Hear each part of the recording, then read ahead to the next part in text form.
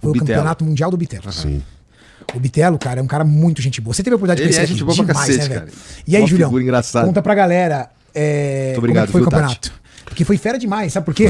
O Igor, o Bitelo começou no Terra com um número que os caras não conseguiram finalizar. Fala aí, Julião. Cara, ele tinha um cara que tava na disputa com ele direto nesse campeonato, né? Ele fez uma estratégia, aliás, o Andrezão Dória foi excelente na escolha ali da categoria, muito bravo, né? porque ele competiu sul-americano acima de 140, que é seria o máximo da categoria, o absoluto.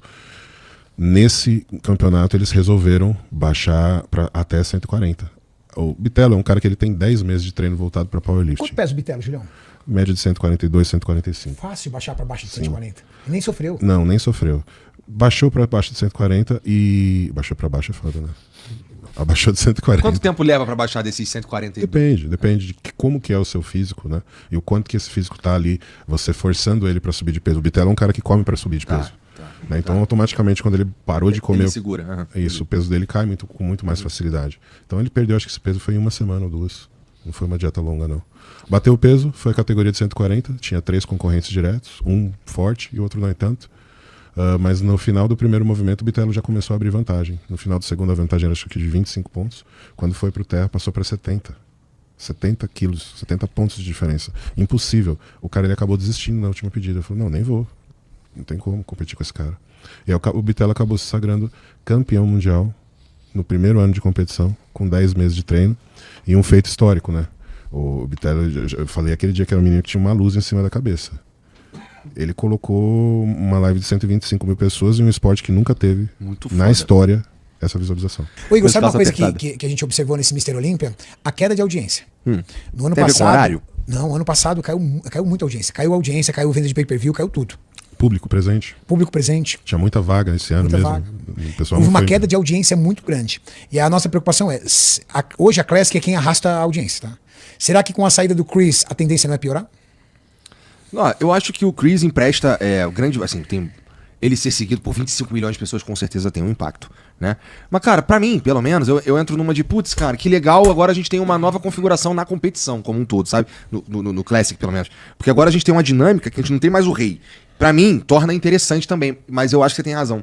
Eu acho que os 25 milhões de seguidores... O peso da representatividade dele é muito grande. Por exemplo, quanto será, por exemplo, que prejudicou pro futebol espanhol a nível mundial, não regional, quando saiu Cristiano Ronaldo e Messi? Será que quantas pessoas deixaram de assistir o Campeonato Espanhol? Só que a gente tá falando de um esporte coletivo. Pô, mas saiu o Cristiano Ronaldo, mas tem agora o Mbappé, tem... Tá, mas e um esporte que é individual? Quantas pessoas, por exemplo, no Brasil, que assistem só por causa do Ramon? Tipo, será que o Ramon vai ganhar? Cara, muita gente. Total. Muita gente. Então, no nosso país tem o Ramon. Será que nos Estados Unidos não tem o Siban? Né? Então, é muito importante essa leitura pelo seguinte, porque a indústria, o mercado vive disso. O canadense já curtia também o fisiculturismo, pelo menos por causa do Siban? Pra mim, o Siban, ele é um americano-canadense. Tá? Sim, isso. Nascido no Canadá, mas ele já foi morar muito tempo nos Estados Unidos justamente para construir isso. Para construir esse aspiracional da imagem dele sobre o americano. Mas eles têm uma cultura parecida. Eles gostam de bodybuilding. Entendi. Então, só que esse ano a audiência no Brasil também foi mais baixa. Por exemplo, nós no ano passado batemos 470 mil ao vivo ao mesmo tempo. Sim. Esse ano o nosso pico foi 170. Aí você fala, Renato, isso é o canal no canal dos outros, proporcionalmente foi assim também. Todos foram mais baixos. Então essa quebra de audiência que nós vimos é um pouco a falta de contar a história durante o ano.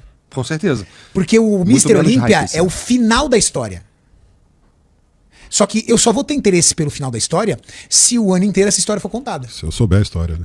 Então, por exemplo, por que eu tô fazendo esse exercício de raciocínio? Se o Ramon, hoje, pelo menos a minha visão, ele é o cara para poder tornar-se o Mr. Olímpia, tudo que ele mais quer é o quê? Ou deveria querer, ele, a equipe dele e tudo mais. A audiência. Pô, quero que o mundo veja eu ganhando essa competição. Quero o Brasil todo torcendo por mim. Então é legal ele começar a pensar nisso e contar essa história bem contada durante o ano. Porque se essa história não for contada durante o ano, a audiência pode não ser o que era. No ano passado estava com 470 mil pessoas na nossa live. E esse ano estava com 170 mil. E os outros, por exemplo, quem estava abaixo da gente, quem tinha melhor audiência, era o Gorgonoid, que estava com aproximadamente 14 mil. 12, 14. Entendi. Então, essa audiência precisa aumentar. No ano passado, por exemplo, nós estávamos com 470 e o Gorgonoid estava com 50 e poucos mil. Então é tudo proporcional.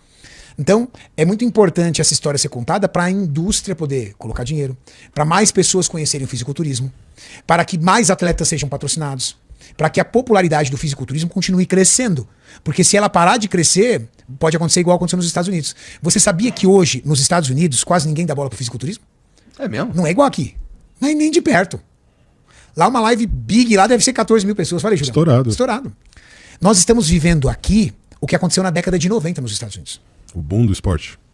Na década de 90, Boom os da caras indústria. faziam videocassete da preparação dos atletas.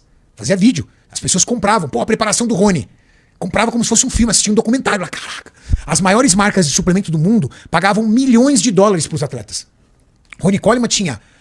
Lembra, Julião? Rony Coleman tinha aquele carro que parece... Que é de Hummer. guerra, Hummer. Tinha Hummer, tinha picape Ram. O cara tinha tudo que você pode imaginar. Uma Viper. Uma Viper, morava numa casa de milhões de dólares. O cara pagava muito. Hoje, nenhuma grande marca patrocina um atleta de fisiculturismo nos Estados Unidos.